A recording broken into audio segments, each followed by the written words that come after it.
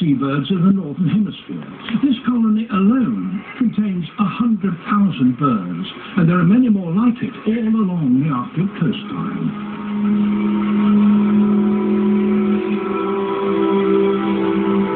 In just a few weeks, these cliffs will empty, but before the guillemots can leave, their chicks must fledge. Their feathers are now fully formed, but their stubby wings are still too short for them to fly properly.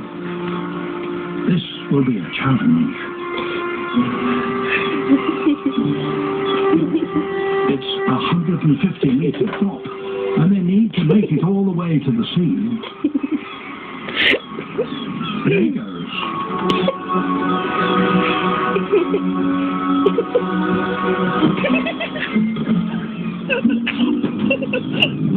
He falls short and survives the crash landing.